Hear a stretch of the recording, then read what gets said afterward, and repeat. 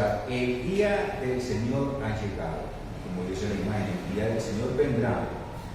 Pero el día del Señor vendrá como ladrón en la noche, en el cual los cielos pasarán con gran estruendo, y los elementos ardidos serán deshechos, y la tierra y las obras que en ella hay serán quemadas. Segunda de Pedro 3:1-18. Entonces, verdad central. En su primer discurso, Pedro explica los acontecimientos de Pentecostés y aplica el mensaje haciendo un llamado al arrepentimiento. Y el versículo clave está en Hechos 2:17. ¿Qué dice? Y en los postreros días, dice Dios, derramaré de mi espíritu sobre toda carne, y vuestros hijos y vuestras hijas profetizarán, vuestros jóvenes verán visiones, y vuestros ancianos soñarán. Vamos a repetirlo todos. Y en los postreros días, dice Dios, derramaré de mi espíritu sobre toda carne, y vuestros hijos y vuestras hijas profetizarán, vuestros jóvenes verán visiones, y vuestros ancianos soñarán sueños. Hechos 2:17.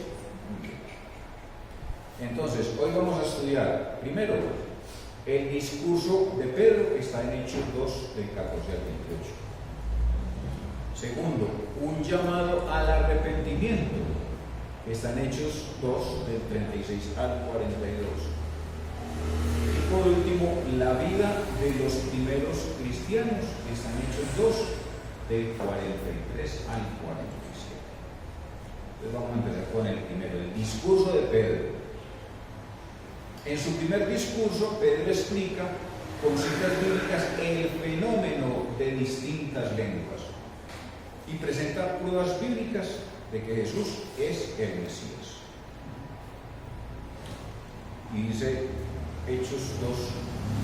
Entonces Pedro, poniéndose en pie con los 11, alzó la voz y les habló diciendo: varones judíos y todos los que habitáis en Jerusalén, esto sea notorio y oíd mis palabras.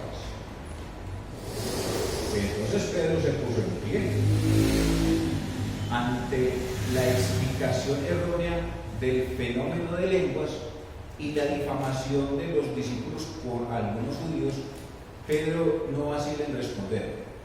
Qué cambio radical comparado con el Pedro vacilante que había negado a su Señor. O sea, hubo un cambio total para él. El término declaró lleva la idea de una proclamación importante, solemne y quizás inspirada. Pedro se dirige a los judíos con respeto y compasión, a pesar de que eran responsables de la muerte del Señor. Hay muchas cosas ahí muy maravillosas.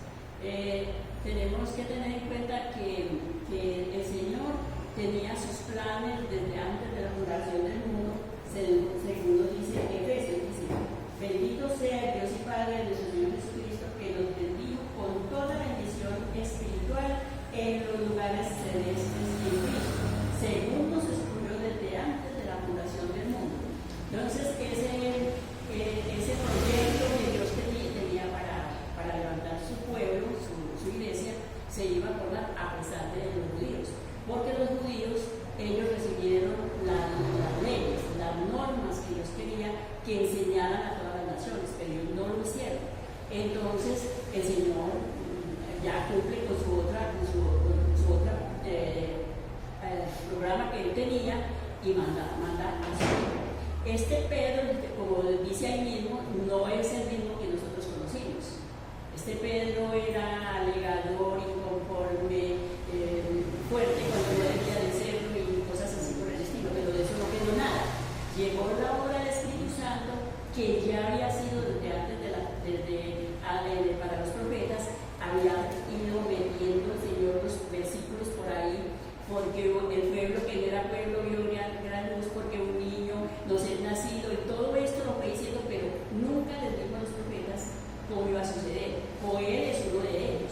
A Joel le dio la promesa de la venida del Espíritu Santo, pero él no la entendió, él no sabía qué se trataba, él simplemente la dejó escrita ahí. Pero llega ya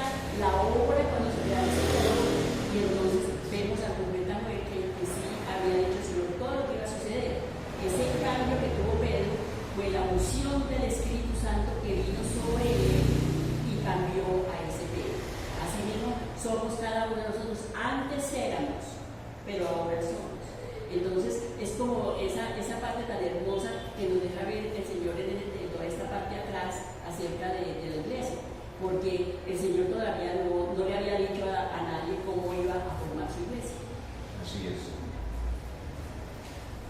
Luego dice Hechos 2:15, porque estos no están ebrios como vosotros suponéis, puesto que es la hora tercera del día. Estos no están embriagados. Pedro corrige la falsa explicación de los escépticos y a la vez defiende la moral de los discípulos. Solamente la tercera hora. Primero, la explicación era irrazonable. Durante la fiesta, los judíos no podían comer o beber antes de la tercera hora. O sea, que era una norma para el pueblo de Israel. Ellos no se podían embriagar. Dice, antes de la tercera hora. La tercera hora, no sabía. Luego dice Hechos 2:16, mas esto es lo dicho por el profeta Joel. Esto es lo que fue dicho por el profeta Joel. Aquí Pedro presenta una explicación bíblica bajo la inspiración del Espíritu. Afirma que Pentecostés era el cumplimiento de la profecía de Joel. De la venida del Espíritu Santo, y que tenía que ser necesaria en un día muy especial, que era Pentecostés. ¿Por qué era Pentecostés? Porque en ese día se reunían todos los judíos venidos de todos los lugares de donde los dispersaron cuando los problemas del templo y todo eso. Ellos se fueron y por allá tuvieron hijos e hijas que no conocían a Dios, o sea, que no eran temerosos de Dios. Entonces, allí iban a estar todos esos judíos. Entonces era la hora de que todo el mundo se llevara con ellos lo que iba a pasar con la venida del Espíritu Santo. Y ahí la sorpresa de todo el mundo, pero ¿quiénes son estos? ¿Pero qué es lo que están hablando? Esos están borrachos, esos hablan tonterías y cosas. Pero era esa inspiración del bendito Espíritu. Así es. Y obviamente esa fiesta era la fiesta de las cosechas. Y por eso todo el pueblo se reunía, todos los judíos venían de todas partes del mundo para estar allí en Jerusalén. Luego dice Hechos 2:17, en los posteriores días, dice Dios, derramaré de mi espíritu sobre toda carne, y vuestros hijos y vuestras hijas profetizarán, y vuestros jóvenes verán visiones, y vuestros ancianos soñarán sueños. Imagínense que anteriormente en ese punto, las mujeres ni podían respirar. Es más, ahora creo que en un pueblo por allá todavía las están obligando otra vez a ponerse velos y cosas y a roparse todas así, porque ya ni pueden respirar, ni pueden trabajar siquiera, según lo vi yo por ahí en el YouTube, ni pueden siquiera trabajar. Entonces no hay maestras, no hay doctoras, ni nada. En ese tiempo pasaba algo parecido así. Y mire todo lo que dice que sus hijos y sus hijas profetizarán. O sea, la palabra no iba a quedar encubierta para unos sí y para otros no, sino para que todos conociéramos de la palabra de Dios. Así es. Últimos días, la experiencia de Pentecostés inicia una nueva era, la capacidad de hablar en otras lenguas. Los grandes hechos de Dios fue concedida a todos los creyentes que estaban presentes. Algunos entienden que con este hecho Dios invirtió la confusión de Babel. Las visiones se refieren a algo sobrenatural, visto estando despierto, mientras que los sueños suceden estando dormido.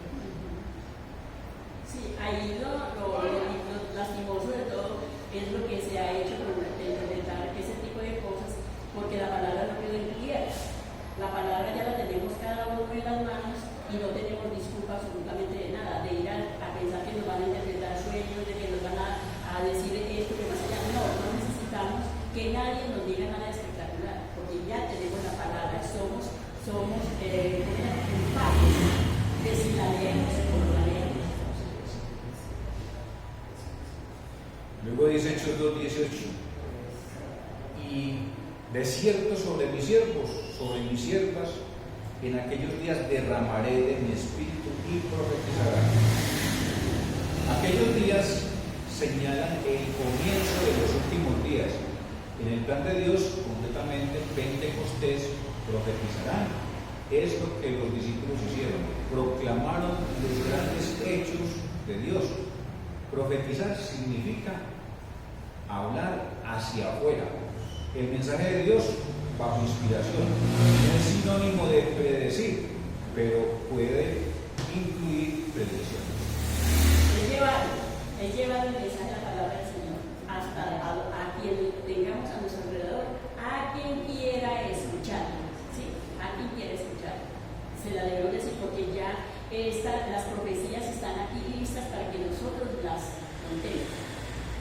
Así es lo que escrito está. Que es palabra de Dios, o sea, el profetizar de hoy ya está escrito, es palabra de Dios, porque los profetas profetizan que palabra de Dios, fueran eventos inmediatos o eventos futuros.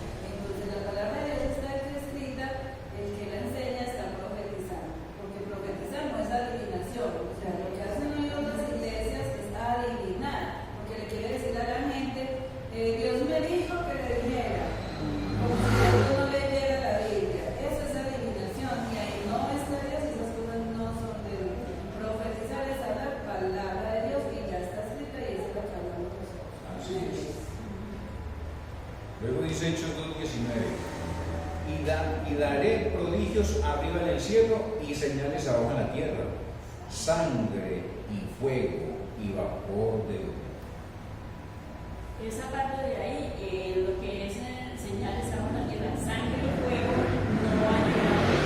O sea, el profeta dio la venida del Espíritu Santo completa, ¿sí? Completa, pero aún esperamos esa partecita de abajo.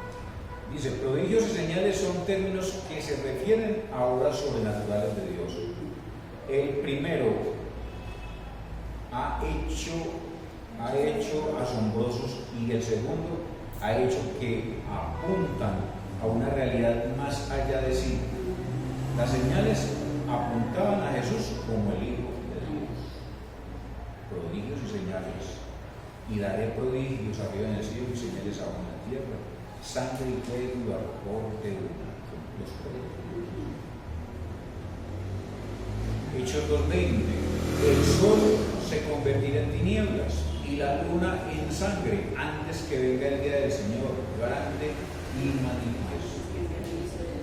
El día del Señor se refiere a una intervención sobrenatural de Dios en la historia humana. Aquí se refiere a Pentecostés. Al iniciarse los últimos días, el término glorioso se encuentra una sola vez en el texto griego y significa algo manifiesto y espléndido. Y era una profecía que ya estaba escrita. El pueblo que no era pueblo vio gran luz. Esa gran luz era algo manifestado a todo, pues que ya estaba dicho por la Isaías. Así es. Luego dice Hechos 2:21. Y todo aquel que invocar el nombre del Señor será salvo. Plan de salvación ahí. Así es. Todo aquel que invoque el nombre del Señor, en la historia relatada en los Hechos, veremos cómo el Espíritu Santo llevó a los apóstoles paso a paso a aceptar el Evangelio universal abierto a todos los que creen en Dios. O sea, ese fue el gran cambio de todos los discípulos que seguían a Jesús. Cuando vieron la muerte y luego la resurrección de Jesucristo, no lo podían creer. Y luego cuando llegó el Espíritu Santo, porque Jesús le dijo, no se vayan. Se quedan en Jerusalén hasta que sean investidos del poder. Del poder del Espíritu Santo. Hechos 2:22. Hermanos, hay algo que es maravilloso en esta porción, porque es el primer discurso de Pedro. Tenemos que tomar en cuenta que Pedro ya tenía el Espíritu Santo de Dios. Entonces está hablando a través del Espíritu. Y que de esta porción de Hechos hay una gran cantidad de iglesias o de grupos congregacionales que toman doctrina. O sea, es un libro histórico, es de suma importancia. Pero hay porciones que las traen y tal cual dejo ahí las que doctrina. Hay una iglesia acá cerca a la nuestra en donde ellos dicen, y nuestro ministerio está basado en visiones, sueños y profecía. Sí, míralo, acá está. Versículo 17, en los postreros días, dice Dios, derramaré de mi espíritu sobre toda carne. y vuestros hijos y vuestras hijas profetizarán, y vuestros jóvenes verán visiones, y vuestros ancianos soñarán sueños. ¿Qué es lo que ha pasado? Entonces dicen, no, es que yo tuve una visión, y entonces llegan y transmiten la visión, y entonces que se van detrás de esa visión, desconocen la palabra. No, y tuve un sueño. Entonces una iglesia o una persona o un individuo va a basar su vida espiritual en lo que sueña. Hermanos, soñamos muchas veces tonterías, ¿o no? Vemos una película y es de terror y soñamos de terror. Y alguien se acuesta con la barriga llena de frijoles y sueña dando balas y le da pesadillas. Entonces una iglesia, una persona no puede basar su vida en los sueños. Entonces ahí es cuando la persona se acerca, y particularmente en este momento en la corporación, en la fundación, hay una epidemia de sueños, todo el mundo está soñando. Y entonces, pastor, ¿y qué significa tal sueño? Entonces entran en un error que es tratar de dar interpretaciones, y entonces la persona dice, es que es esto. Hombre, la Biblia habla de sueños, sí, José, Daniel, pero entonces la gente quiere decir, es que yo soñé y yo vi a Dios y era viejito, barbadito, y me dijo, y venga, pero usted qué pasó? No, es que yo había fumado marihuana. Y entonces van a ubicar un ministerio basado en sueños y en visiones, y peor, porque es lo que estamos viendo, a lo que hay que prestarle atención, hermanos, es que, y a profecía. Entonces hay un tipo de personas y de grupos que dicen, es que nos basamos en profecía, pero ¿cuál es la supuesta profecía? Adivinación, y eso es brujería, y hay que decirlo como es.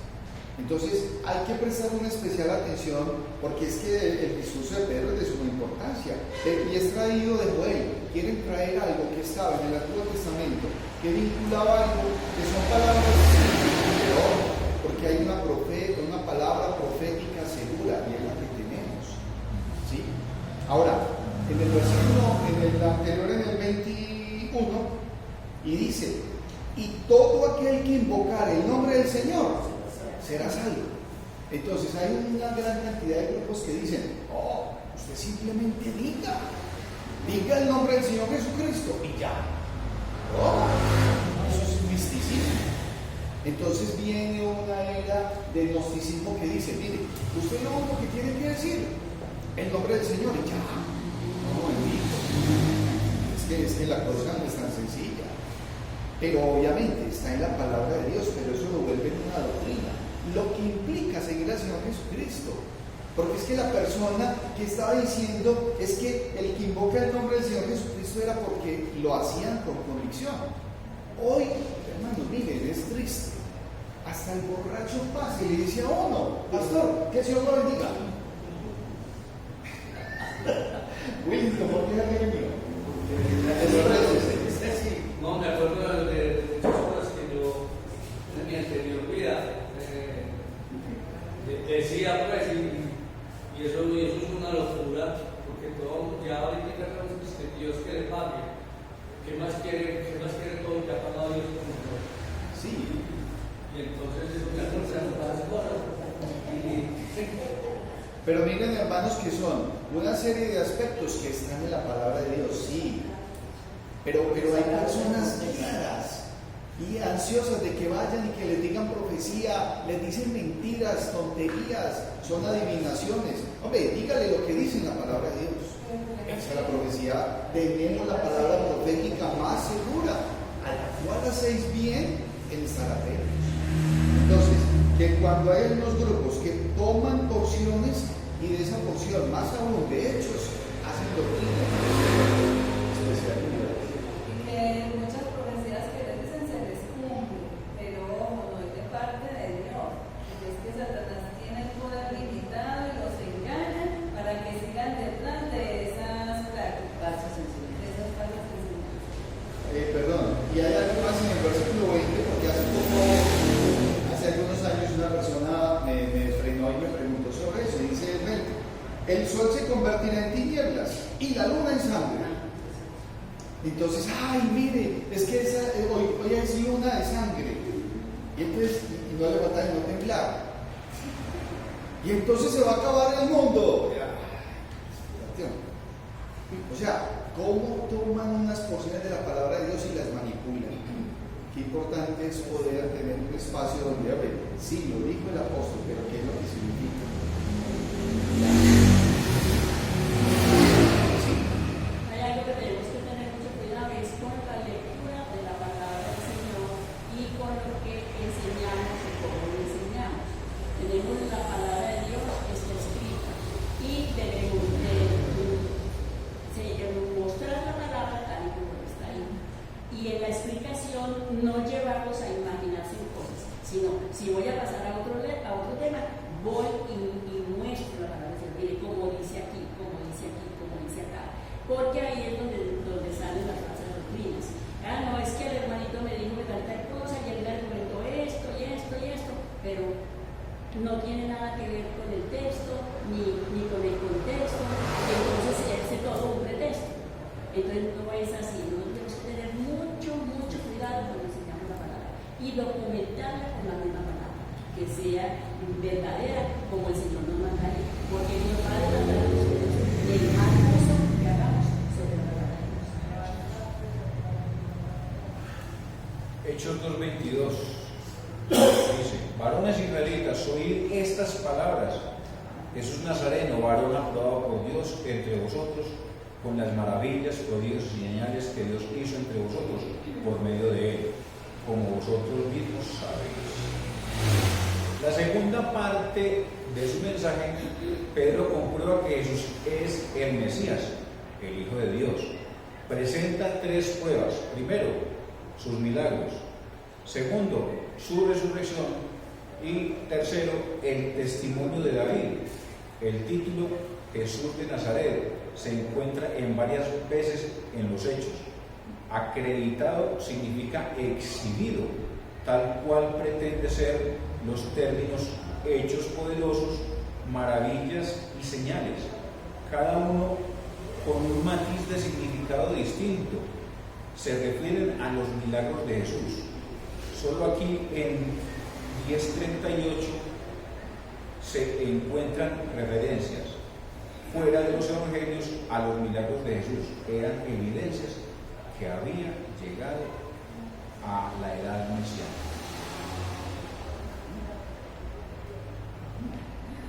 Hechos 2:23. A este, entregado por el determinado consejo y anticipado conocimiento de Dios, prendisteis y matasteis por manos de inicuos, crucificando. Eso lo encontramos en el Salmo 53, o sea, predeterminado, o sea, ya estaba dicho del cielo sufriendo. Así es. Con gran denuedo, Pedro acusa a los oyentes de haber crucificado a Jesús, pero agrega que no fue una sorpresa para Dios, fue su plan para redimir a los hombres. Este hecho no alivia, sin embargo, la culpabilidad de estos judíos. Lo mataron, sí, pero por manos de los romanos. Luego, Hechos 2:24, al cual Dios levantó sueltos los dolores de la muerte, por cuanto era imposible que fuese retenido por él. La divinidad de Jesús fuera comprobada especialmente por la resurrección, un elemento dominante en la predicación apostólica, querigma. Los judíos no aprobaron a Jesús como el Mesías y lo mataron, pero Dios lo aprobó y lo resucitó. Hermoso. Hechos 2:25-28, que dice: porque David dice de él, tenía al Señor siempre delante de mí, porque está a mi diestra, no seré conmovido, por lo cual mi corazón se alegró y se gozó mi lengua, y aún mi carne descansará en esperanza, porque no dejará mi alma en Hades, ni permitirás que tu santo vea corrupción. Me hiciste conocer los caminos de la vida, me llenarás de gozo con tu presencia. Pedro cita el Salmo 16, del 8 al 11, afirmando que David no se refería a sí mismo, pues sus huesos estaban aún en la tumba. Como profeta se refería a su Hijo, a Jesucristo, a quien Dios no iba a dejar entre los muertos. Hades significa lugar de los muertos. Qué hermoso. Segundo, un llamado al arrepentimiento. Dice Hechos 2:36. Sepa pues ciertísimamente toda la casa de Israel que a este Jesús, a quien vosotros crucificasteis, Dios le ha hecho Señor y Cristo. Pedro, firme como una roca, repite el veredicto. Los judíos presentes eran culpables de la muerte de Jesús. Contrastando ese hecho terrible, Dios lo resucitó y lo coronó como Señor y Cristo. Pedro llegó a su audiencia desnuda como enemigos de Dios. Luego dice Hechos 2:37. Al oír esto, se compungieron de corazón y dijeron a Pedro y a los otros apóstoles: varones, hermanos, ¿qué haremos? Miren la obra que hace la palabra de Dios en el corazón de las personas. Sí, y hay algo especial, hermanos, y es que Pedro se está dirigiendo a los judíos, al pueblo. Y cuando llega y le dice, en el versículo 36, diga que a este Jesús, a quien vosotros crucificasteis, Dios le ha hecho dos cosas: Señor y Cristo. Señor y Cristo, porque se lo está diciendo a un grupo de personas para los cuales posiblemente el Señor Jesucristo no era el Señor.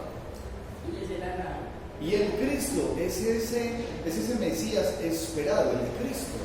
O sea, es la promesa que ya se hizo realidad. Es ese. No hay más. ¿Qué más van a querer esperar? El Señor y Cristo. Así es. Se afligieron de corazón o fueron apuñalados de corazón. Es una expresión del dolor producido por la convicción del Espíritu Santo. Esta convicción lleva al arrepentimiento.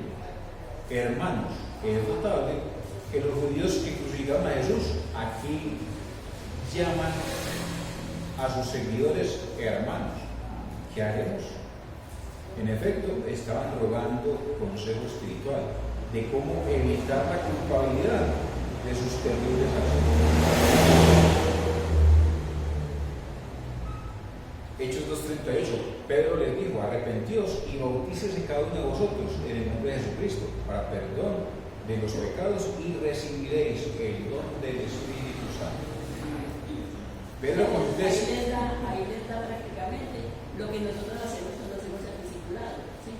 Arrepiéntanse de todos sus pecados, pídanle perdón a Dios, confiéselos y serán salvos, ¿sí? Que ya ven ese proceso de arrepentimiento, ahí nos lleva el apóstol, ahí nos lleva. Pedro contesta presentando dos condiciones y dos promesas. Arrepentidos, en griego significa un cambio radical en el modo de pensar, que lleva un cambio radical en el modo de vivir. Sea bautizado cada uno de vosotros. El bautismo del creyente por inmersión es un mandato de Dios, no una opción. Se practicaba después de la conversión sin demora para perdón de vuestros pecados. No indica que el bautismo es esencial para lograr el perdón.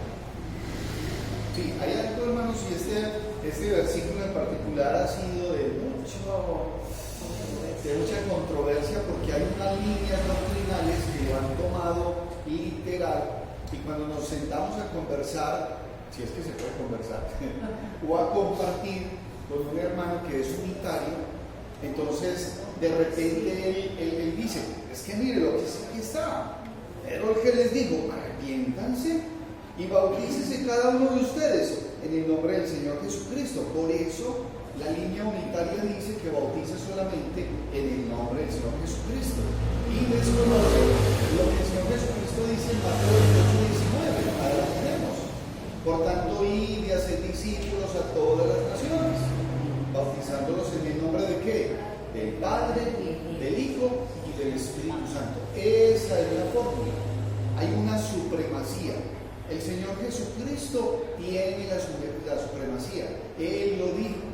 Ojo, no es que acá Pedro se esté contradiciendo, porque un muchacho, un amigo unitario, entonces me preguntó, o sea que entonces Pedro fue un desobediente. Pedro fue desobediente. Momentico, es que ¿a quién le está hablando Pedro? A judíos que ya tenían un conocimiento, más aún. Entonces dicen que es que el bautismo es para perdón de los pecados y se aferran a esa parte doctrinal en Hechos, y entonces le dicen a las personas que te vas a bautizar porque tus pecados van a ser perdonados.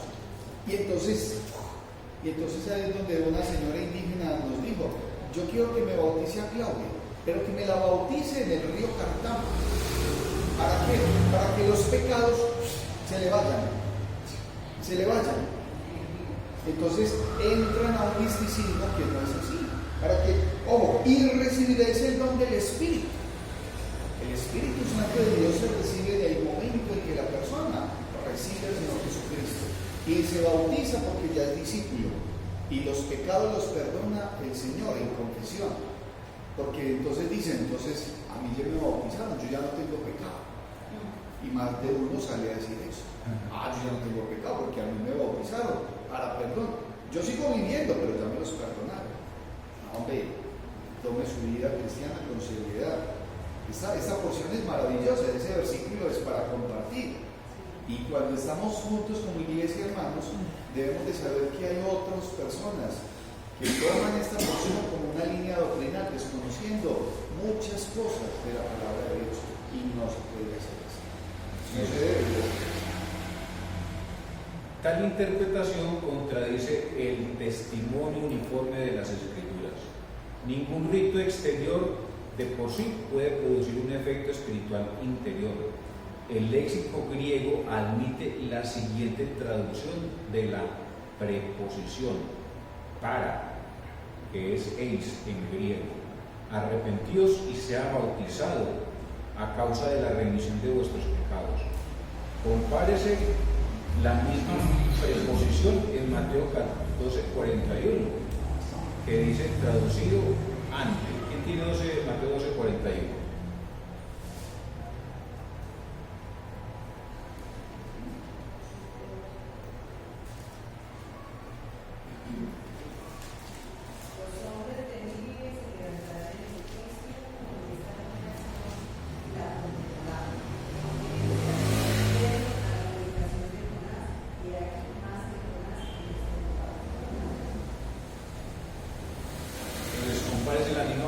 Preposición en Mateo 12:41, traducido ante, recibiréis el don del Espíritu Santo. Dios promete el don del Espíritu, o sea, el mismo Espíritu a todos los que se arrepintieron de corazón.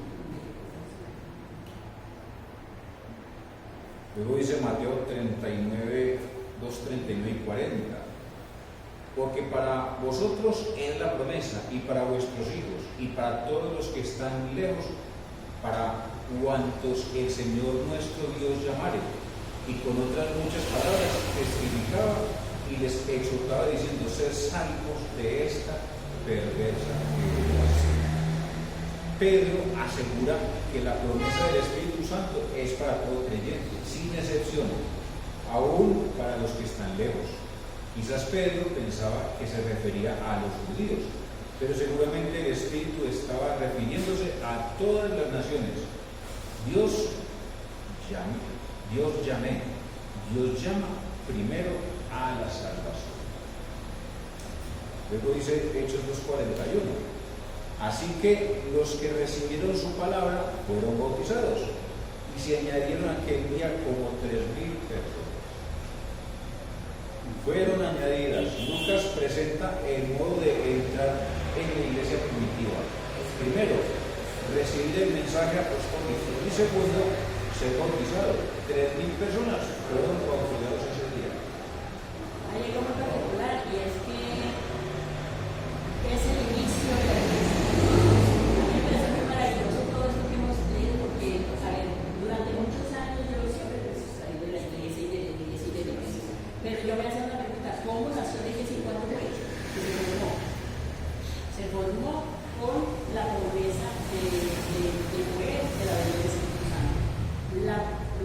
predicación del apóstol Pedro. Y ya aquí vemos el efecto de la predicación y fue juntando las personas y dice así que los que recibieron la palabra del Señor fueron bautizados y se añadieron como 3,000 personas. Ese grupo fue el gestor de la primera iglesia. Ya ahí en el versículo que sigue lo dice. Hechos 2:42. Y perseveraban en la doctrina de los apóstoles, en la comunión unos con otros, en el partimiento del pan y en las oraciones. Eso es lo que se hace en las iglesias. El cuadro de la iglesia primitiva incluye 4 actividades que practicaban. Primero, aceptaban y vivían de acuerdo con la enseñanza apostólica. Segundo, practicaban la comunión, o sea, coinonía, que significa compartir la vida con otros creyentes, lo espiritual y lo material. Tercero, tomaban parte en el partimiento del pan. Esta expresión se refiere a la comida común, ágape, o a la cena del Señor. Cuarto, oraban en privado y en grupos, en el templo y en las casas. Mire que la primera iglesia se informaron en las casas. Saludaban a los hermanos que estaban en la casa de la saludaban a los hermanos que estaban en la casa de la. O sea, en las casas y después en cavernas y en el templo cuando los dejaban y así sucesivamente. Entonces, aquí ese es el principio prácticamente de la congregación. Y hermanos, hay algo que hay que tomar siempre en consideración, es que hay unas actividades que nos identifican como hijos de Dios, como cristianos, que nuestra fe está puesta en el Señor. Y ahí hay 4 descritas que hoy por hoy hay una gran cantidad de personas que quieren omitir eso. Hace poco tuve la oportunidad de hablar con una muchacha, con una dama por allí que invité a la iglesia y dijo, no, yo ya entendí que yo no me tengo que congregar. Entonces yo dije, eso fue lo que entendió. Ya, ¿qué fue lo que escuchó? ¿A quién le escuchó qué? Porque lo que la palabra de Dios nos dice es que los discípulos, perseveraban, estaban unidos como iglesia. Es propósito de Dios que haya esta congregación. Alguien dice, no, es que yo ya me quedo en mi casa porque yo solamente me conecto a través de tal red. Eso no es lo que le manda Dios. Congréguese, únase, vaya, no venga solo, invite a sus familiares, a sus conocidos, porque hay un tiempo de culto para el Señor. Es que no, que ya no se congrega, porque ella ya entendió que no se debe congregar. ¿Dónde? ¿En qué parte, pues, que leyó esa persona? Entonces hay una gran cantidad de personas haciendo lo contrario a lo que la palabra de Dios manda.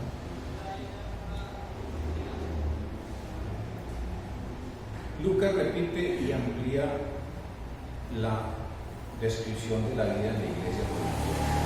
Los verbos del tiempo imperfecto y gerundios del tiempo presente indican una acción continua. Esta es la tercera, la vida de los primeros cristianos. Lucas repite y amplía la descripción de la venida de la iglesia primitiva. Los verbos del tiempo imperfecto y gerundios del tiempo presente indican una acción continua. Dice Hechos 2:43, y sobrevino temor a toda persona, y muchas maravillas y señales eran hechas por los apóstoles. Literalmente el texto griego se lee así: llegaron a suceder muchas maravillas y señales, o sea, Dios obrando por medio de los apóstoles. Como resultado sentían gran reverencia. Hechos 2:44, todos los que habían creído estaban juntos y tenían en común todas las cosas. Los que creían en Jesús frecuentaban reuniones de alabanza y testimonio y practicaban la comunión, la coinonía de bienes con el fin de cubrir las necesidades materiales. Luego Hechos 2:45, y vendían sus propiedades y sus bienes y los repartían a todos según la necesidad de cada uno. La necesidad material por causa de la persecución y la estadía extendida de los que vinieron para Pentecostés, hizo necesario tomar medidas extraordinarias. El Espíritu les llevó a ofrendar generosamente, cubriendo la necesidad. Hay algo muy especial, es que, por decir algo, hay denominaciones que su servicio es tener comedores para la gente, ponerles las mesas para que coman. El Señor dijo, no, yo no he venido solamente a eso, ¿sí? Yo no he venido solamente a eso, yo he venido a traerles el mensaje, ¿sí?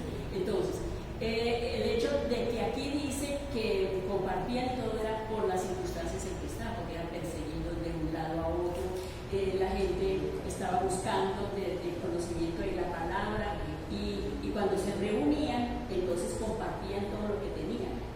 O sea, las iglesias compartían el pan, muchas veces hasta habitación para que durmieran, porque ellos estaban buscando el Evangelio. El Evangelio dice las necesidades materiales a causa de la persecución, o sea, y la estadía extendida de los que vinieron en Pentecostés. O sea, se va esa parte, no a que en un ministerio entonces vamos a poner mesas y vamos a poner comida y vamos a poner una cantidad de cosas, no, fue por la necesidad del Evangelio.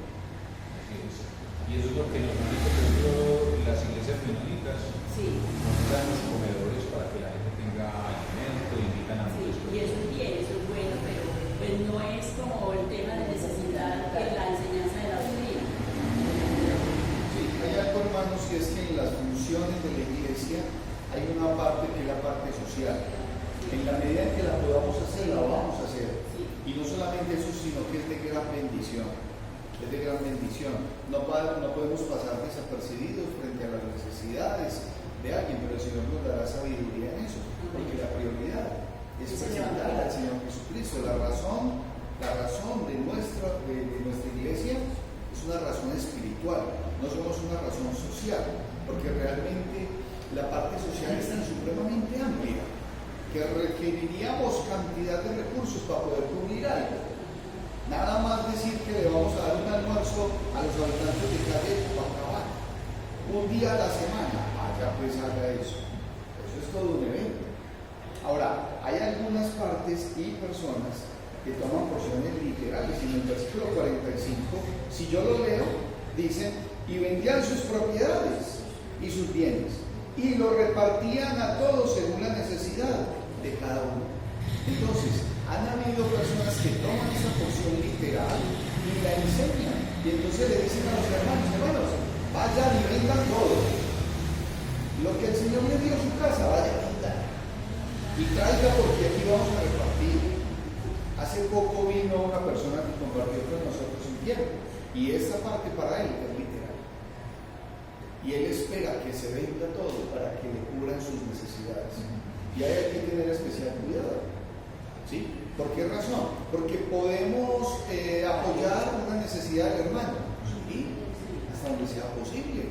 La iglesia miraremos, pero acá los discípulos, los apóstoles hacían eso y entonces se les dice, hombre, es que vender sus propiedades era porque habían hermanos que tenían algunas propiedades, no es que se quedaron en la calle y entonces vendían, y en el corazón de ellos estaba decir, mire, hay una necesidad y estamos haciendo eso. Por lo que doña Blanca decía, había un momento de persecución, había unas circunstancias, pero no se puede tomar así, sí, porque hay gente que manipula la iglesia y ponen a la gente. A nuestro hermano Alex hace años le dijeron, y vaya, y entregue la moto, y ya les iba a entregar la llave de la moto. Y la esposa Natalia que le dijo, oigan, despertaba, ¿cómo vas a entregar la moto si nosotros todos trabajamos? Pero el personaje dijo lo que dijo con tanta credibilidad, que el hermano iba a entregar la moto. Total, pues dentro de poco me llega un carro que hacía esto. Eso es una mentira.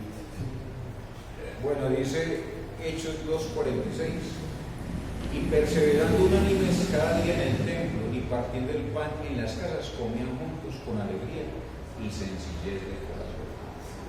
Perseveraban unánimes. La armonía duradera entre los creyentes se destaca como otro fruto del Espíritu. Los creyentes continuaban frecuentando el templo hasta su destrucción en el año 70 después de Cristo.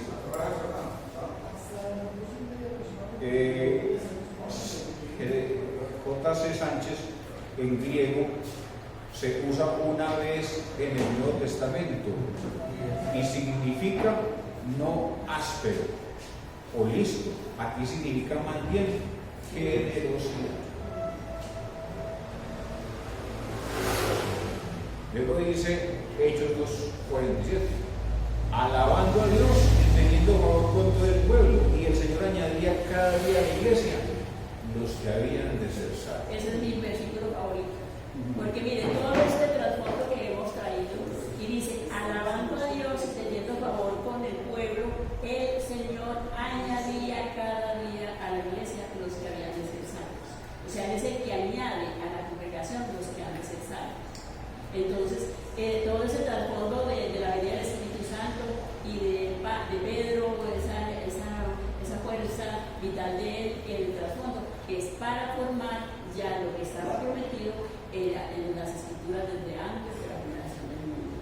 Ya se creó la iglesia y ya toda la responsabilidad de cada uno es ir y llevar el mensaje de la palabra hasta lo último de la tierra, enseñándoles que guarden todas las cosas que Él nos ha mandado, y así cumplimos con la voluntad del Divino Salvador, que es ir y hacer discípulos. Así es. Alabando a Dios es una expresión favorita de Lucas.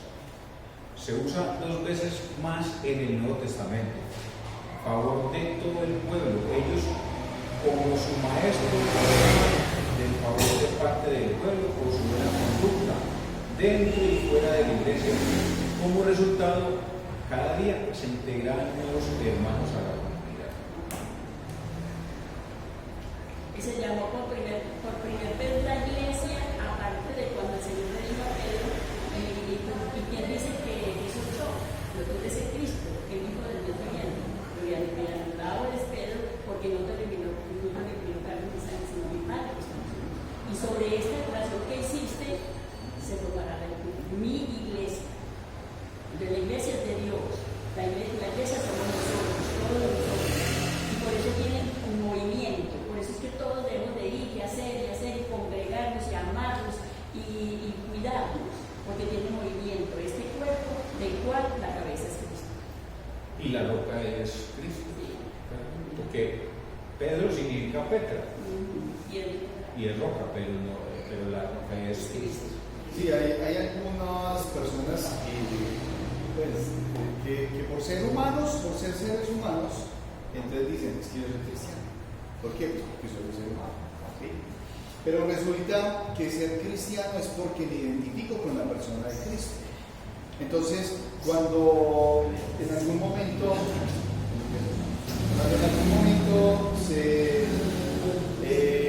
un pastor se acercó a unos grupos, entre ellos habían algunos indígenas. Entonces él les dijo, ¿y ustedes son cristianos?